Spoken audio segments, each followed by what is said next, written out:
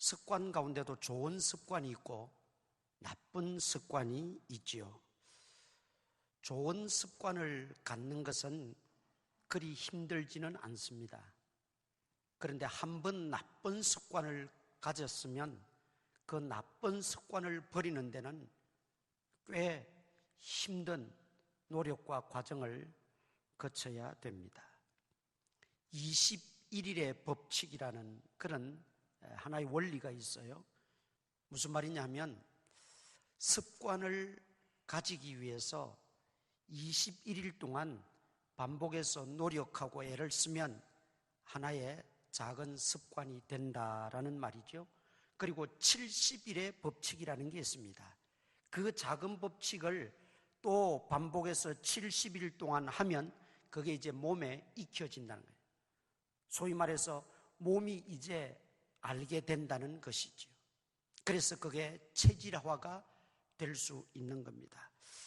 어떤 분이 어떻게 그렇게 목사님 새벽 기도를 1년 365일 목사님은 평생 그렇게 어떻게 합니까? 그런데 그것도 체질화되면 어딜 가서 자도 새벽 4시 반 되면 눈이 떠져 버려요. 이미 몸이 알고 있는 거예요. 물론 늦게 자고 힘들고 피곤할 때도 있죠. 뭐 그럴 때야 사람이니까 넘어갈 수도 있지만은 일상적인 삶에서는 이미 몸이 거기에 배어져 있어요. 익혀져 있으니까 습관이 되어 있으니까 어디를 가든 그 시간에 눈이 떠여지는 그런 경우를 경험하게 됩니다. 그런데 이제 나쁜 습관을 버리기 위해서는 최소한 100일 동안을 노력을 하고 애를 써야 된다고 말하고 있습니다. 우리가 연초가 되면 너나 나나 할 것 없이 다 결심하고 결단하잖아요. 그런데 결심하고 결단하는 게 연말에 가서 결과가 있느냐? 그 결과를 찾으면 미미하지요. 왜 그렇습니까? 결심은 하고 결단은 했지만은 결실이 없고 결과가 없는 이유는 습관화되지 못했기 때문에 그런 거예요. 생각만 했지.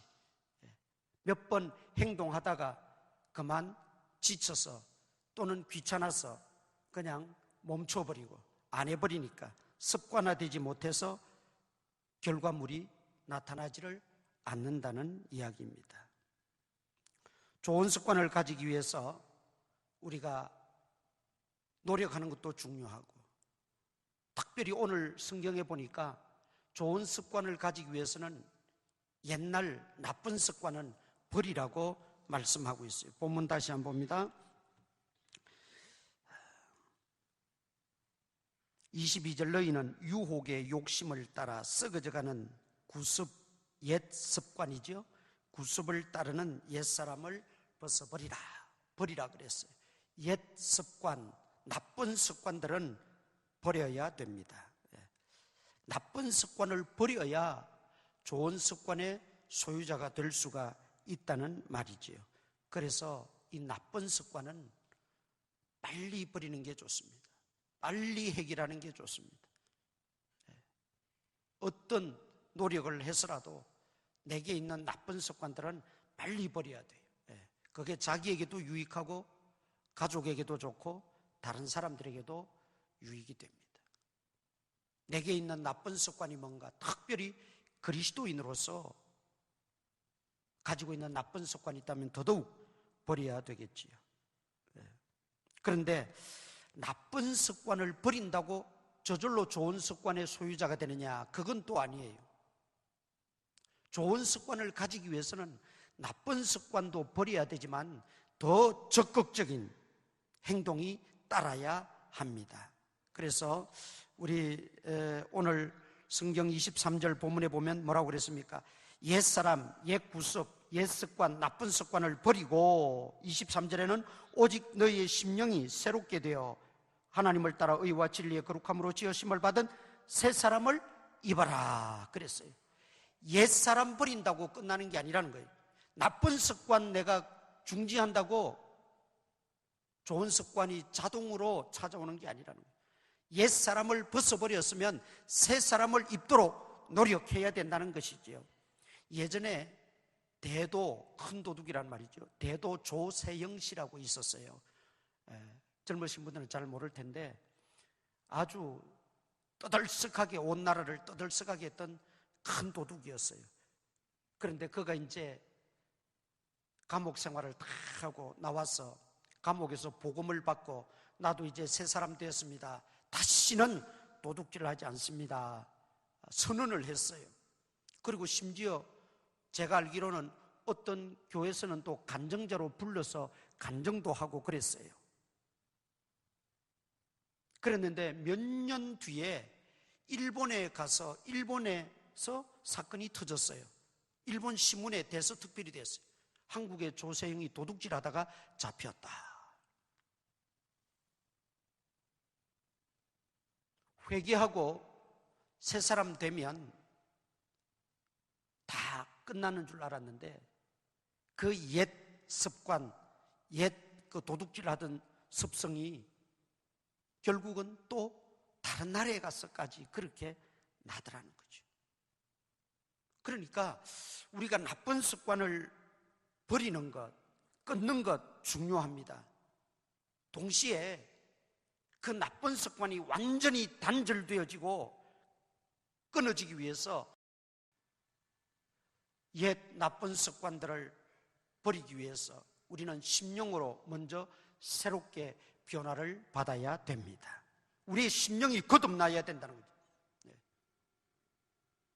물질적 가치관, 세상적 가치관, 썩어질 그런 세속적 가치관에 사로잡혀 있던 우리의 심령이 성령으로 거듭나서 영적 가치가 얼마나 더 소중하고 귀한 걸 알게 되면 그 세상의 가치는 한낱 다 배설물로 여겨질 뿐이라는 거죠.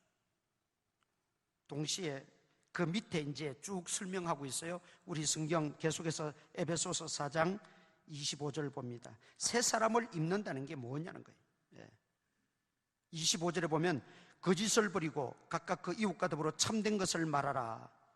이는 우리가 서로가 지체가 됩니다. 자, 거짓말을 상습적으로 하는 사람들이 있어요. 나중에 다 들통이 날 거짓말인데도 거짓말을 상습적으로 습관적으로 하는 사람들이 있어요. 그런데 그 거짓말을 안 하기 위해서는 어떻게 되느냐? 거짓말 나올 때 꾹 참고 그런다고 거짓말이 없어지는 게 아니라 말할 때마다, 기도할 때마다 참말하게 해달라고, 진실한 말만 하게 해달라고 하고 진실한 말만 해야 되는 거예요. 그럴 때 거짓말을 극복할 수가 있다는 말이죠. 그 다음에 28절 보세요. 도둑질하는 자는 다시 도둑질하지 말고 돌이켜 가난한 자에게 구제할 수 있도록 자기 손으로 수고하여 선한 일을 하라. 도둑질하는 거, 지금 당장 내가 도둑질 끊었다고 끊어지는 게 아니라는 거죠. 진짜 도둑질에서 해방되어지기 위해서는 어떻게 되느냐? 자기 손으로 일을 하라는 거예요.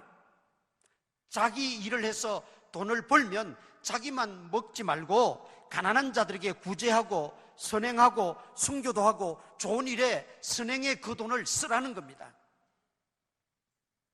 그렇게 그것이 반복되다 보면 도둑질은 언제 했느냐는 듯이 멀어지게 되어 있다 이 말입니다. 열심히 내가 노력하고 내가 땀 흘려서 돈을 벌고 일해서 벌고 그 번 돈으로 구제도 하고 선행도 할 때 도둑질에서 해방되어진다는 것입니다. 또 29절에는 뭐라고 말합니까? 무릇 더러운 말은 너희 입 밖에도 내지 말고 오직 덕을 세우는 데 소용되는 대로 선한 말을 하라. 말을 함부로 하는 사람들, 말을 그냥 아무런 생각 없이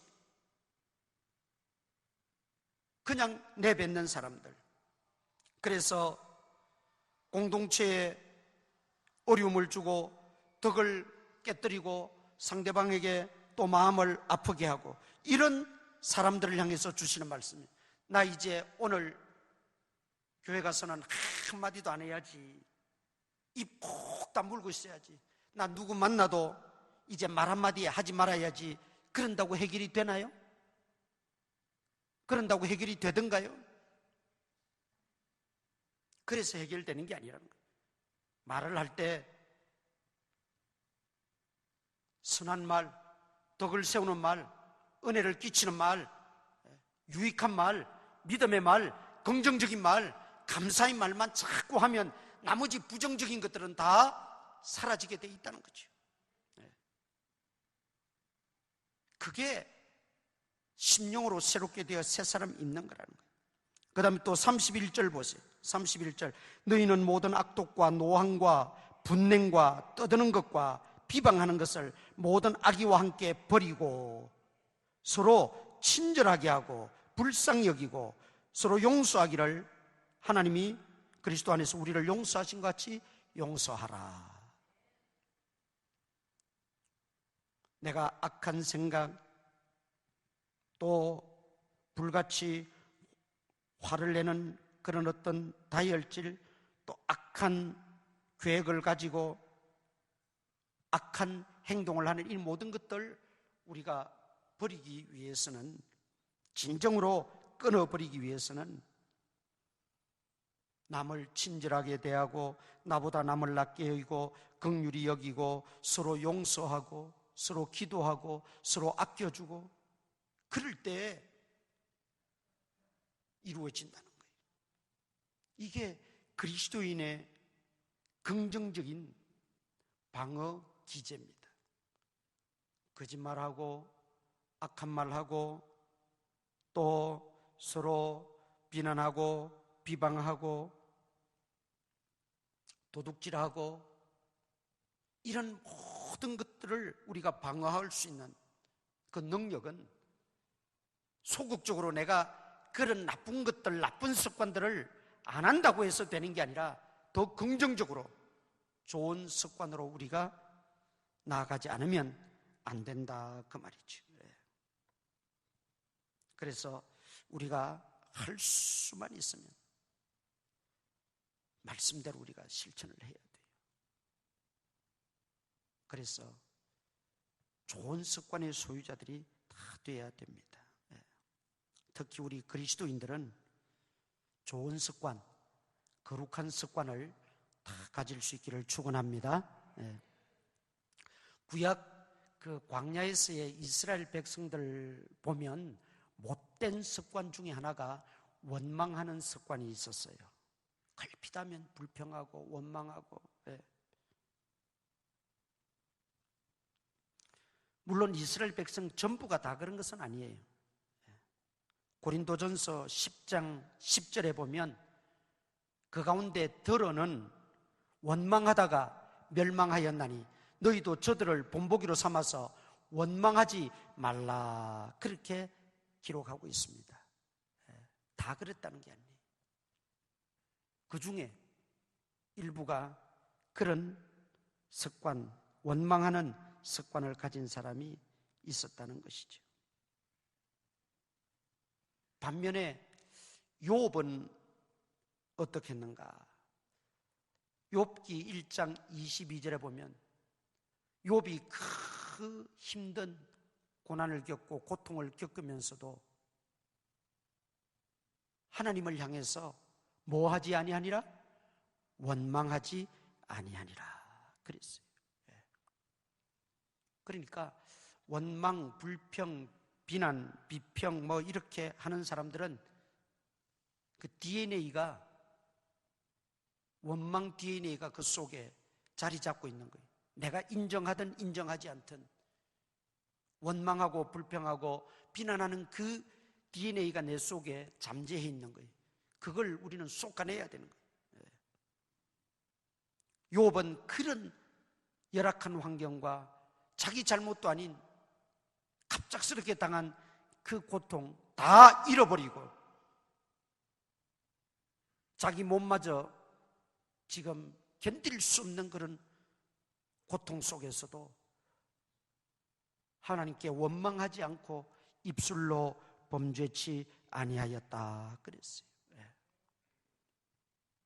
우리가 좋은 습관을 가지고 좋은 습관의 DNA를 갖출 수 있도록 우리가 어떤 상황 속에서도, 어떤 형편 속에서도 하나님을 의지하고 하나님 바라보면서 좋은 습관을 가질 수 있기를 바랍니다. 자, 그렇다면 좋은 습관을 가져야 되는데 우리의 본보기, 우리의 모델, 우리의 멘토는 예수 그리스도지 않습니까? 예수 그리스도는 어떤 습관을 가지고 있었는가? 우리 누가복음 22장 39절 다 같이 읽겠습니다. 앞에 보세요. 누가복음 22장 39절 나왔습니까? 자, 그러면 우리 한번 찾아보십시다. 성경 누가복음 22장 39절 다 같이 읽으십시다. 시작. 예수께서 나가사 습관을 따라 감람산에 가시매 제자들도 따라갔더니, 자, 거기 그대로 잡고 계세요. 습관을 따라, 예수님은 습관을 따라 감람산에 가셨다. 왜 가셨어요? 기도하시기 위해서 가셨더라고요. 예수님은 습관을 따라 기도하셨어요. 습관을 따라. 네.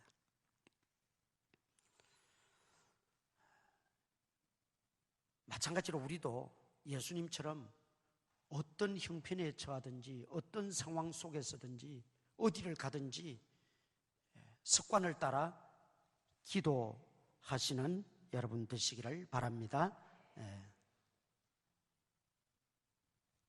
이제 남자들은 신앙생활 잘 하다가 군대에 가야 되니까 군대에 가서 신앙이 더 좋아지는 친구들도 있지만 또 그렇지 못한 경우도 많거든요. 심지어 목사님 아들, 장로님 아들인데도 전혀 군생활 하는 동안에 몰라요. 왜 모르느냐? 교회 한 번 안 나오니까. 심지어 밥 먹을 때 잠시 눈을 감았다 뜰 수도 있는데도 밥 먹을 때조차도 그 기도 행위조차도 안 하니까 저 친구는 넌 크리스찬인가 보다. 그랬는데 나중에 알고 보면 유아 세례 받았대. 신앙이 어디를 가든지 어떤 상황에 부딪히든지 습관이 되어 있고 체질화가 되어 있게 되면 어딜 가든지 기도하고 어딜 가든지 예배드리고 어딜 가든지 하나님과 동행하게 되는 겁니다.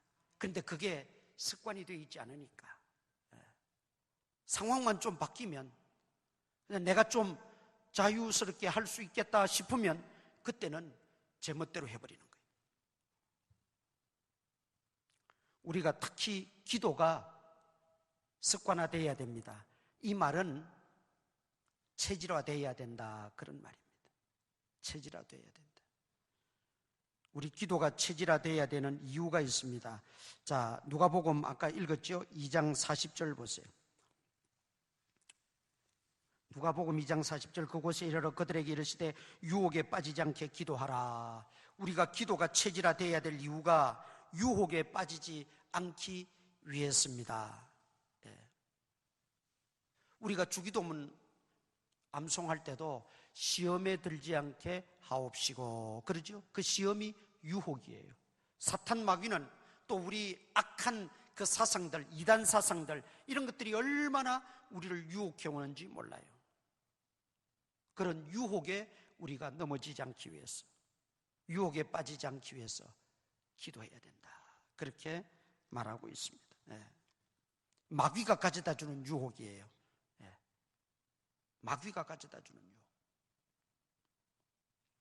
두 번째, 우리가 기도가 체질화되어야 되는 이유는 하나님 아버지의 뜻을 알기 위해서입니다. 42절 보세요. 이르시되 아버지여, 만일 아버지의 뜻이거든 이 잔을 내게서 옮기시옵소서. 그러나 내 원대로 마옵시옵고 아버지의 원대로 되기를 원하나이다. 예수님이 기도하실 때 아버지의 뜻을 구하였어요. 기도가 체질화되게 되면 아버지의 뜻을 먼저 생각하고 하나님의 뜻을 먼저 구합니다. 그러나 이 기도가 체질화되어 있지 않으면 문제가 생기면, 문제가 일어나면 덜컥 겁부터 나고 낙심이 되고 불안해지고. 그러나 기도가 체질화되어 있는 사람은 어떤 큰일이 닥치더라도 또 어떤 어려움이 있더라도 하나님의 뜻이 무엇입니까? 조용히 하나님의 뜻을 묻는다 이 말이죠. 세 번째 기도가 체질이 되어야 될 것이 뭡니까? 43절, 44절 천사가 하늘로부터 예수께 나타나 힘을 더하더라. 천사가 나타났어. 하나님이 천사를 보내신 거죠. 천사를 보내서 그 연약한, 그 힘들어하고 고통스러워하고 괴로워하는 하나님의 자녀들을 힘을 북돋아 줍니다. 용기를 더하여 줍니다. 믿음을 더하여 준다는 거예요. 우리가 기도할 때 그런 능력을 체험할 수가 있습니다. 가만히 그냥 걱정만 하고 염려만 하고 불안해하고 어찌할 줄 몰라서 우왕좌왕하는 사람에게 하나님의 능력이 임하고 하나님의 천사가 나타나 돕는 힘을 주는 게 아니라 습관적으로 어려움이 있지만 하나님 앞에 엎드려 기도하고 하나님의 뜻을 구할 때 하나님께서는 우리가 우리 힘으로 해결할 수 있는 것은 지혜를 주시고 힘을 주셔서 헤쳐나갈 수 있게 하시고, 그렇지 못한 것은 하나님이 천사를 보내서라도 우리에게 힘을 더하여 주시는 것입니다. 그 다음 네 번째, 우리가 왜 기도가 체질화되어야 되느냐. 44절 보겠습니다. 예수께서 힘쓰고 애써 더욱 간절히 기도하시니 땀이 땅에 떨어지는 핏방울같이 되더라. 예수님 왜 이렇게 기도하세요? 사명 때문입니다. 사명 때문입니다. 우리가 왜 기도가 체질화되어야 되느냐? 사명 완수를 위해서 하나님께서 내게 맡겨주신 그 사명 감당하기 위해서 기도해야 되고 기도가 습관화되어야 된다 그 말입니다. 사명은 내 힘만으로는 안 돼요. 사명 감당은 내 힘만으로는 부족해요. 하나님이 힘을 주셔야 돼요. 위로부터 임하는 성령의 능력, 성령의 권능을 받을 때 온전한 사명자가 될 수 있습니다. 엘리야 보세요. 엘리야가 얼마나 대단합니까? 850대 1의 대결에서 하늘에서 불을 내려서 그 바알 선지자들을 코를 납작하게 하고 기송강가에서 그 바알 선지자들을 칼로 다 쳐 죽였지 않습니까? 그 기세등등함, 그 능력, 그 권세 보세요. 누가 그를 막을 수 있고 당할 수 있었겠어요? 그런데 그도 이세벨이 선전포고를 내요. 내일 이맘때까지 내가 네 생명 그냥 두면 내가 오히려 죽는다 큰 소리 치면서 위협할 때 겁을 바짝 먹고 도망쳐버려요. 그리고 로뎀 나무 아래 누워서 하나님, 차라리 하나님이 내 생명 거두고 갔어요. 내가 저 악한 여자 이세벨에 죽었다 그러면 이게 하나님은 무슨 꼴이고 나는 무슨 꼴입니까? 그러니 하나님이 차라리 내 목숨 데려갔어요. 그럴 정도로 엘리야가 약해져 버렸어요. 엘리야 같은 사명, 위대한 사명자가 어디 있습니까? 그런데도 인간의 결심과 인간의 힘만으로는 안 돼요. 결국 그가 호렙산에 들어가서 40일 금식 기도하면서 하나님의 큰 능력을 받고 다시 새 힘을 얻어서 큰 역사를 이루었던 것을 우리가 너무나 잘 알고 있습니다. 왜 기도가 체질화되어야 되느냐? 하나님 우리에게 주신 사명을 완수하기 위해서. 예수님이 하나님의 아들이신데도 그 사명 완수를 위해서 그렇게 피땀 흘려가면서 기도하신 것 아닙니까? 습관을 따라서. 그렇다면 우리는 더 말할 것도 없죠. 기도해야 됩니다. 46절 보세요. 46절 이르시되 어찌하여 자느냐? 시험에 들지 않게 일어나 기도하라 하시니라. 왜 우리가 기도가 체질화되어야 되느냐? 시험에 들지 않기 위해서. 이것은 마귀가 가져다주는 유혹하고는 또 다릅니다. 이 시험은 사람을 통해서도 생길 수 있어요. 내 스스로 시험에 들 수도 있어요. 환경 때문에 시험에 들 수도 있어요. 우리가 흔히 말하는 저 사람 시험에 들었다 그 말이에요. 여러 가지 요인들로 인해서 우리는 연약한 존재입니다. 시험에 들기 쉬워요. 말 한마디에도 우리는 시험에 들기 쉽고 행동 하나하나에도 시험에 들기 쉽고, 내 뜻대로 좀 되지 않고 환경이 좀 도와주지 않는다고 시험 들기도 하고, 별의별 시험들이 다 많아요. 이런 시험에 들지 않기 위해서 우리는 깨어 기도해야 되고, 기도가 습관화 체질화 되어 있어야 된다, 그 말이죠. 그러니까 잘 들으세요. 시험에 드는 것은 자랑거리가 아닙니다. 내가 시험에 드는 것은 자랑거리가 아니에요. 오히려 무슨 뜻입니까? 내가 시험에 들지 않기 위해서 기도하지 않았다는 증거입니다. 그러니까 나 시험에 들었다고 이야기할 거 없이 시험에 들었다고 느껴지면 그때부터라도 하나님 앞에 기도하세요. 내가 기도가 습관화되어 있지 못해서 이렇게 시험에 드는구나.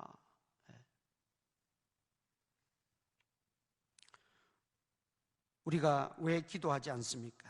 왜 기도가 습관화되지 못합니까?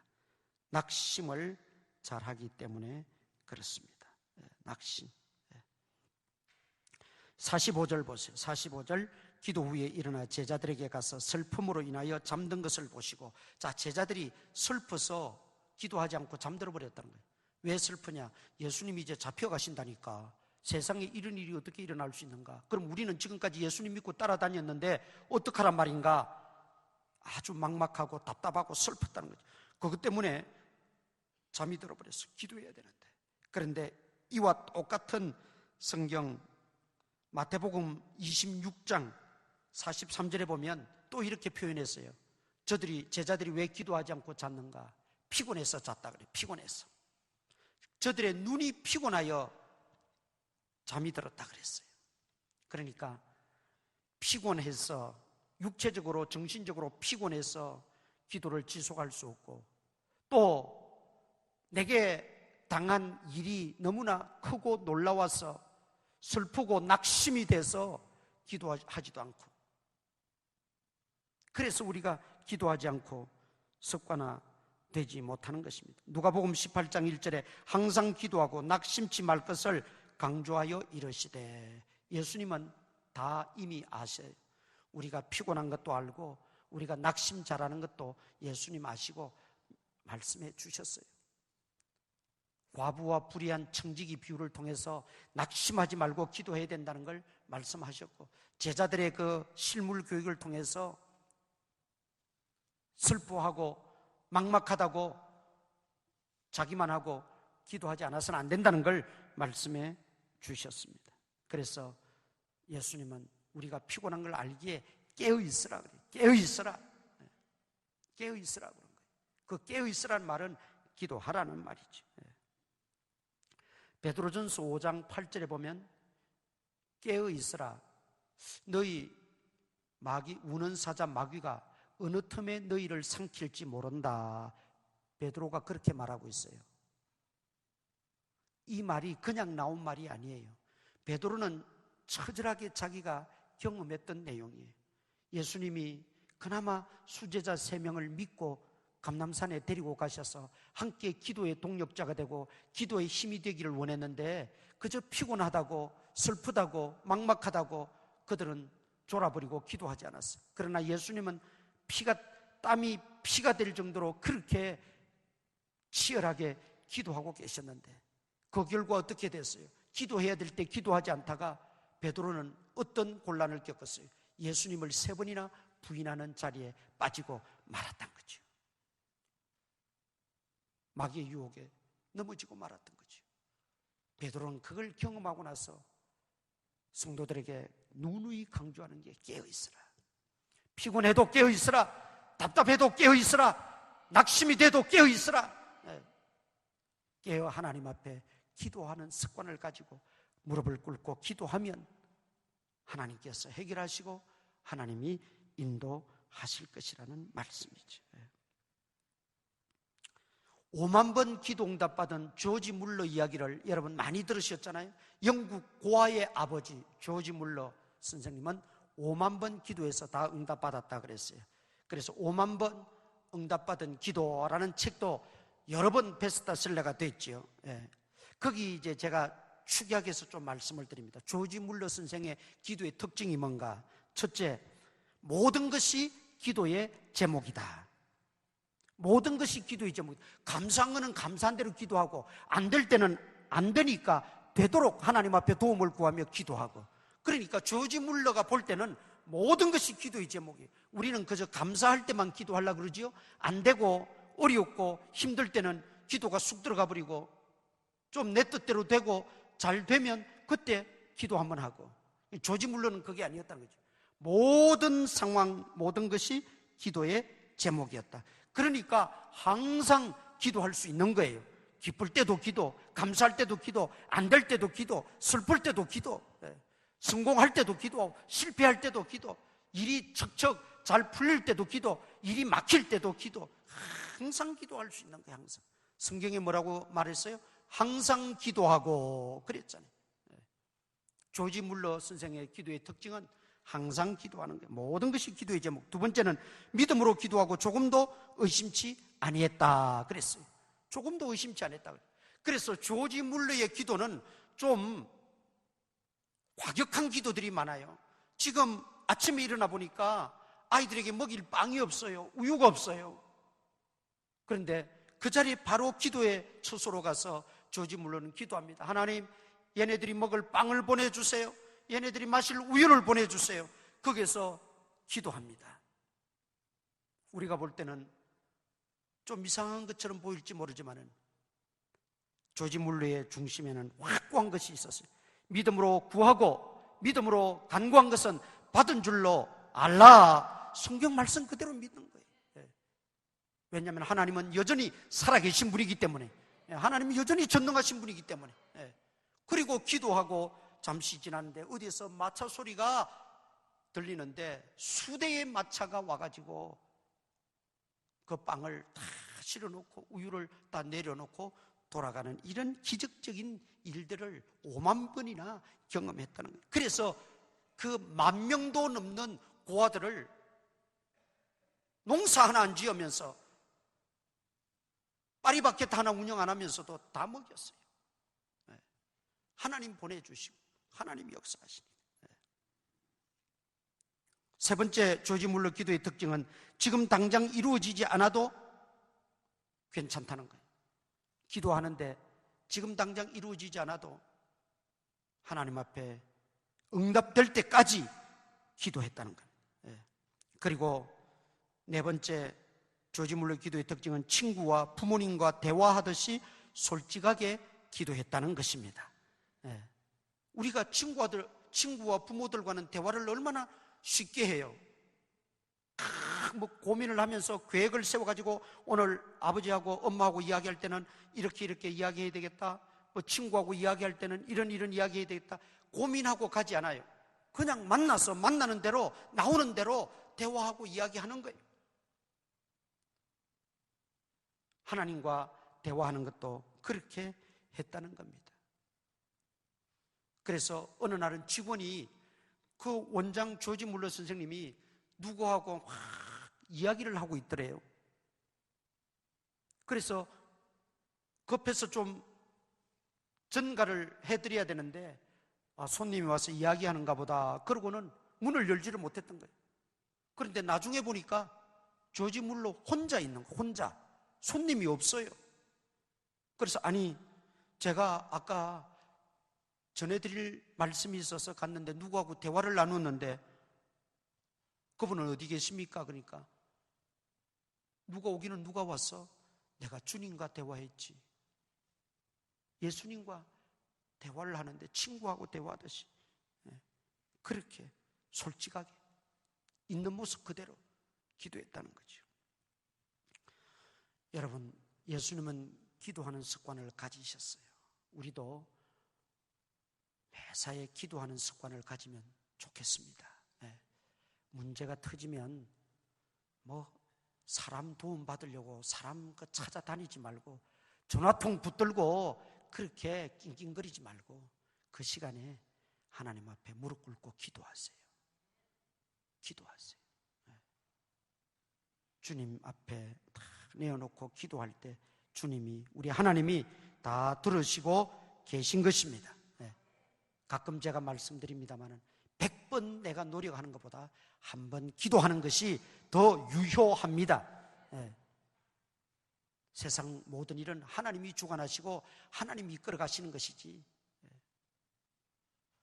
그래서 기도하는 습관이 돼야 이런 게 가능하다는 거예요. 자, 두 번째 우리 가져야 될 습관은 순종하는 습관입니다. 예레미야 22장 21절 우리 스크린 보고 한번 읽으십시다. 예레미야 22장 21절 시작.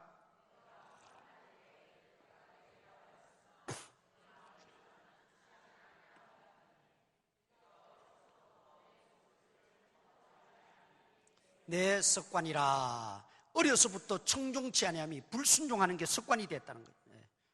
아이 때부터 부모님 말씀, 어른들 말씀, 하나님 말씀 순종하는 습관을 잘 길러주어야 돼요. 훈련을 시켜야 돼요. 어릴 때부터 불순종하는 습관이 되면 나이 들어서도 저 나이 들면 철이 들겠지, 천만의 말씀 안 돼요. 나이 들면 지멋대로 더 할 수 있으니까 더 반항하고 더 불순종합니다. 이스라엘 백성들이 왜 망했느냐? 이제 불순종하는, 청종하지 아니하는 습관 때문에 망했다는 것입니다.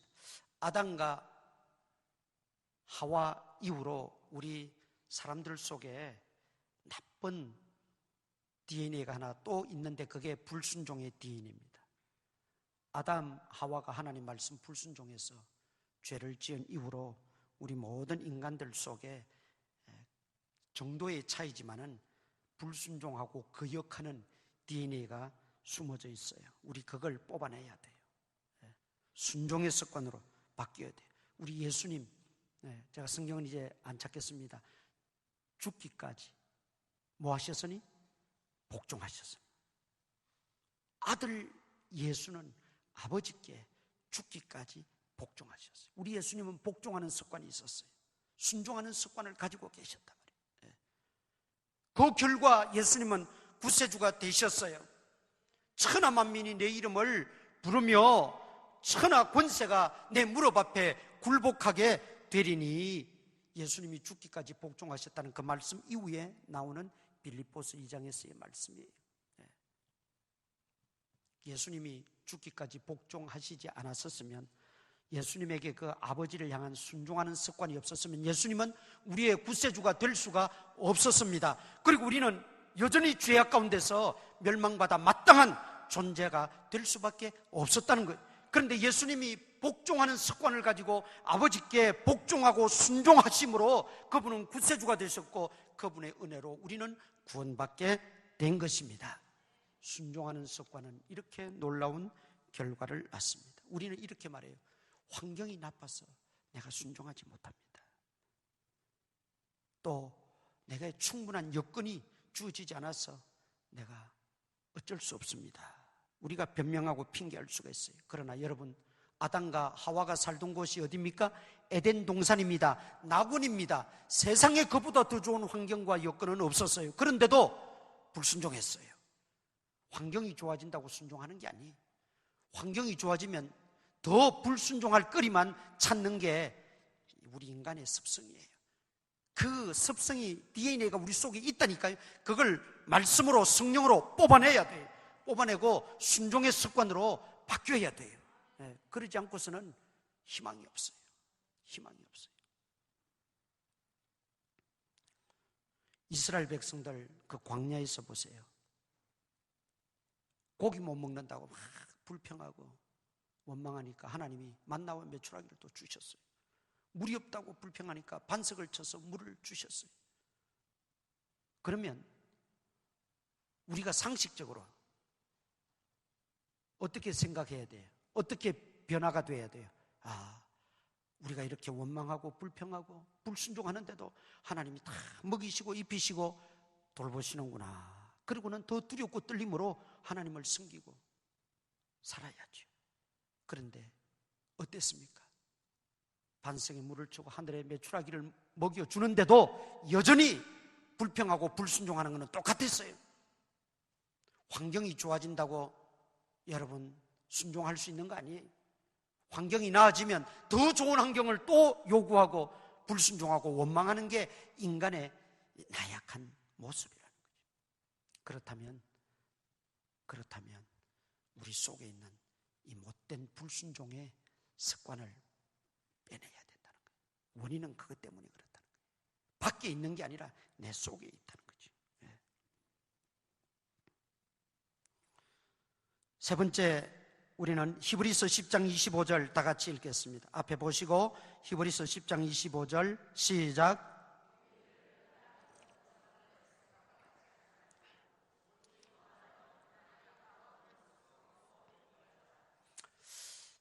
모이는 습관, 예배드리는 습관, 이게 참 중요해요. 예배 모여서 예배드리고 찬양하고 기도하고 교제하고 서로 사랑하고 서로 나누고 이런 습관이 우리에게 몸에 배야 된다는 겁니다. 이 온라인 예배를 드리면서 제가 우리 교인들은 참 그래도 감사하고 신앙들이 참 좋아요. 다른 목사님들 늘 만나서 이야기 들어보면 그냥 온라인 예배가 이제 몸에 익숙해가지고 국이 익숙해가지고 막상 모여서 예배 드린다 그래도 안 나온대요. 그게 이제 병폐지요. 제가 걱정하는 부분도 그런 부분이에요. 온라인 예배가 그게 온전한 예배는 아니거든요. 특수한 경우죠. 이번에 우리가 피치 못할 이런 특수한 경우를 만나니까 특별한 경우에 임시방편적으로 하는 것이지 그게 진정한 예배의 장은 아니거든요. 교회는 뭡니까? 구원받은 사람들의 공동체가 교회예요. 혼자 예배 드릴 수 있어요. 병원에 내가 입원했는데 교회 나올 수는 없잖아요. 다리를 묶어놓고 꼼짝도 못하는데 어떻게 교회 나와요? 그럴 특수한 경우에는 우리가 온라인 예배를 통해서도 영상을 통해서도 또 영상이 없어도 자기가 찬송 부르고 기도하고 성경 묵상하고 예배 드릴 수 있어요. 그거는 특수한 경우지요. 그걸 일반화시켜서는 안 된다는 거예요. 모이기를 피하는 습관을 가진 사람들이 그 당시도 있었다는 거예요. 그걸 다 하고 이렇게 성령의 감동으로 기록해서 오늘 우리들에게도 그런 일이 있을 것을 대비하셔서 모이기를 피하는, 모이기 싫어하고 모이기를 부정하는 그런 사람들 습관 따르지 말라는 거예요. 모이는 습관을 가지라는 거예요.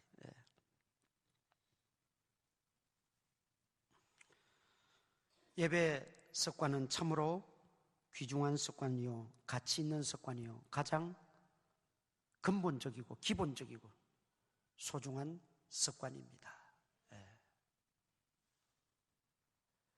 예배드리기를 싫어하고 모여 예배드리는 것을 부정하는 사람들을 무슨 말을 못하겠어요? 핑계 없는 무덤 없다는데 무슨 말을 못하겠어요?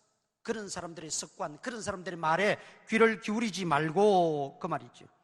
모이기를 힘써야 하는 것입니다. 여러분, 로마의 카타콤베, 저 터키에 가면 갑바도기아의 그 지하 동굴들, 그 왜 생겼습니까? 지하 축축한 곳에 햇볕도 들지 않고 그 어떻게 살겠다고 거리를 파고 들어갑니까? 이유는 한 가지밖에 없었어요. 자신들과 자신들의 자녀들 예배가 끊어지지 않기 위해서 핍박하고 죽이고 예배 못 드리게 하고 다 대못을 박아버리고 교회를 폐쇄해버리고 그러니까 지하 동굴을 찾아가서 예배 드리기 위해서 그런 고생을 자취하는 거예요.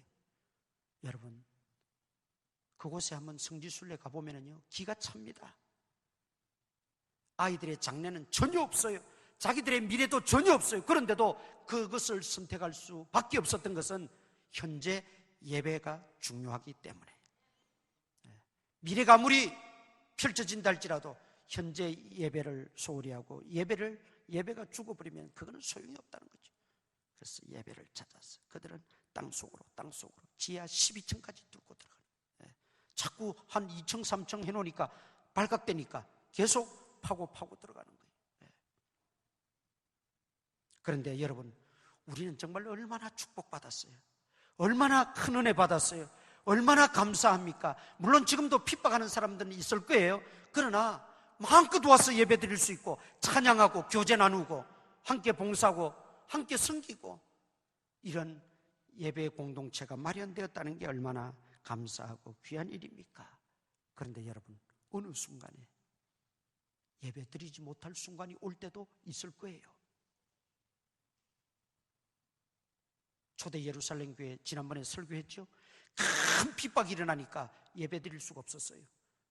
아니 집에 있을 수도 없었어요. 다 피신하고 다 도망가고 뿔뿔이 다 헤어졌어요. 그럴 날이 있을 수도 있어요. 우리에게 도래할 수도 있어요. 여러분 그럴 때 어떡하시겠습니까?